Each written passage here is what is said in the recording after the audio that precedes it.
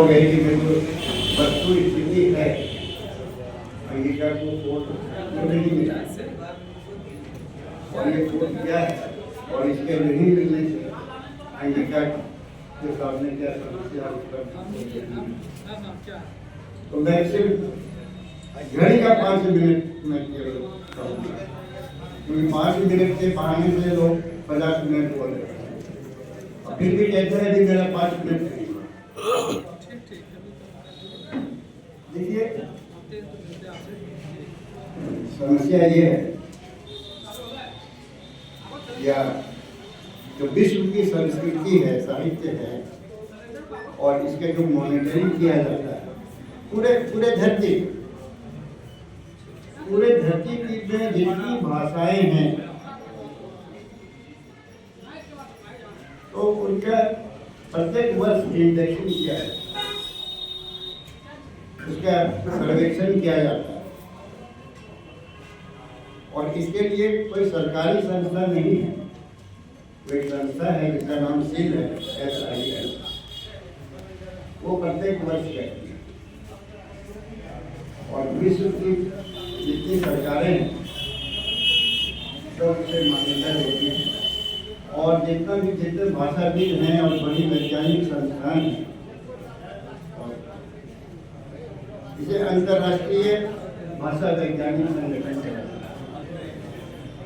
ये संगठन प्रत्येक वर्ष इसीलिए कहते हैं कि वो रिन्यूअल होता है, जो बोलने वाले लोग हैं भाषाओं के जितने लोग हैं तो उनकी संख्या घटती बढ़ती रहती है, उसकी स्थिति बदलती रहती है, तो उसका मॉनिटरिंग होता रहता है और एक बुक पब्लिश होती है। प्रत्येक वर्ष इस संस्था की एक किताब पब्लिश होती है, इसका नाम है, मैंने लिखा है, जरूर लगता हूँ, बड़ा टिपिकल नाम है एथनोलॉग। इस एथनोलॉग को आप लोग कोई भी आदमी गूगल में या इंटरनेट में या किसी भी माध्यम से आते तो सूचना से उपलब्ध है। मैं जो भी कह रहा हूँ तो आप लोग वेरीफाई कर। तो 2005 की बात, पहले अंगिका के मैं बता दूं कि अंगिका की स्थिति पहले जो भी रही हो, लेकिन बाद में अभी स्थिति ये है जो टेलीविजन है हमारे देश का, उसमें ये भाषा स्वीकृत है, इस भाषा को मान्यता मिल चुकी है और टेलीविजन से अंगिका के कार्यक्रमों का प्रसारण बहुत सालों से किया है। जो प्रसार भारती ने भी इसे एक्सेप्ट कर लिया है और अन्य क्षेत्र में जितना भी रेडियो स्टेशन है वहाँ से अंगिका के कार्यक्रम का प्रसारण निरंतर होता है। तो इसका अर्थ है जो सेंट्रल गवर्नमेंट है हमारी, वो मानती है कि ये एक भाषा है, जीवित भाषा है और इसे बोलने वाले लोग, इसीलिए ये अनुमति दी गई।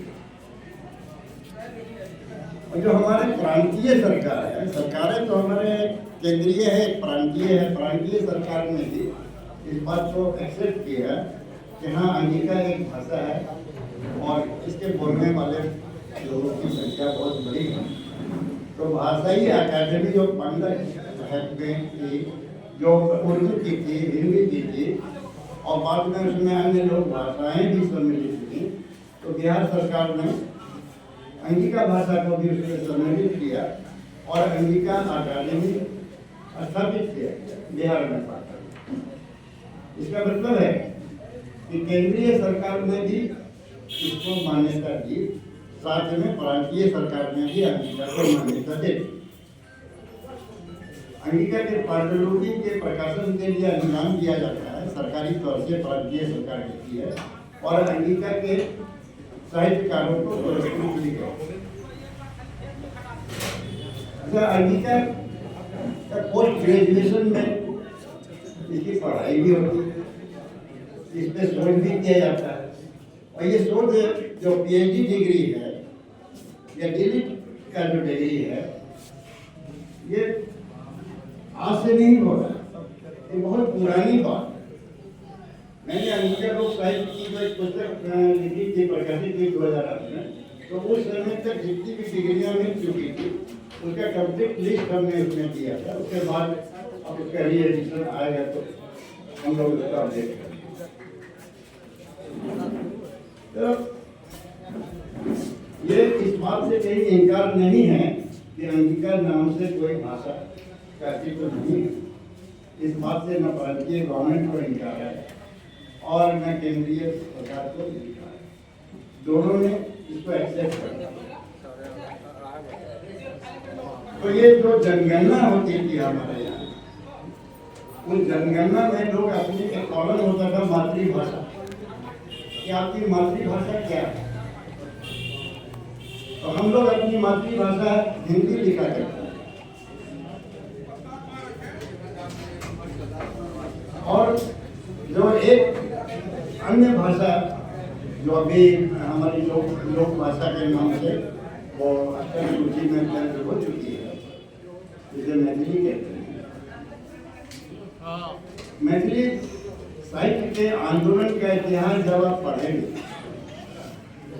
वो पुस्तकें में यहाँ पे एक अलग से अलमीरा बना हुआ है भगवान पुस्तकालय में।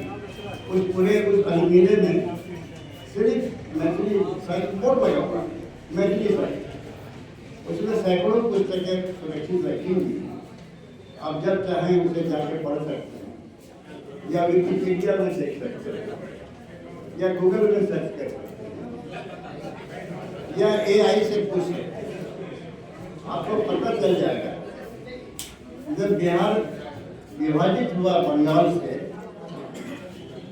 तो उसी समय से उन लोगों ने ये मीटिंग करके फैसला किया कि ये जो विभाजन होगा तो इसका नाम हम लोग बिहार नहीं रखेंगे, इसका नाम हम लोग मिथिलांचल रखेंगे।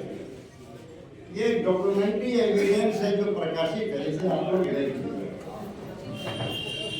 तो ये जो महत्वाकांक्षा इन लोगों का सांस्कृतिक साम्राज्यवादी महत्वाकांक्षा वो उसी जमाने से स्थापित था जिस जमाने में बिहार बंगाल का हिस्सा था, बिहार का नहीं।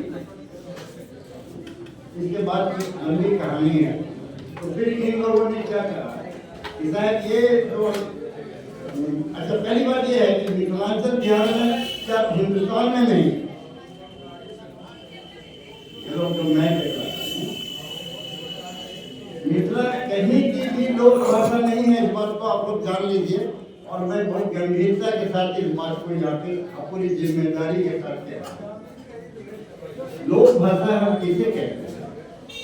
किसी भी भूभाग में, किसी भी एक स्पेसिफिक ज्योग्राफी में रहने वाले लोग, रिगार्डलेस ऑफ देयर कास्ट, अगर वो डोम है, अगर वो चमार है, अगर वो बनिया है, अगर वो राजपूत है, अगर वो ब्राह्मण है या भूमियार है, तो किसी भी जाति का व्यक्ति है वो एक ही भाषा इस्तेमाल करेगा।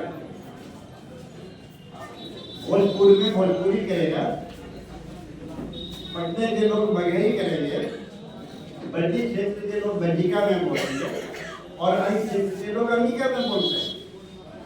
वहाँ पे जाति का कोई फर्क नहीं है कि ये बनिया है तो ये अंगिका बोलेगा और ये अगर राजपूत है तो नहीं बोलेगा, ब्राह्मण है तो नहीं बोलेगा। तो जब सभी लोग, सभी जाति के लोग जहाँ पे एक ही लोक भाषा इस्तेमाल करते हैं, उसी भाषा को उस लोक की भाषा कही जाती है। आप बताइए, आप कभी दरभंगा गए हैं, कभी मधुबनी गए हैं, तो दरभंगा और मधुबनी के गैर मैथिल ब्राह्मण, उसकी क्या भाषा है?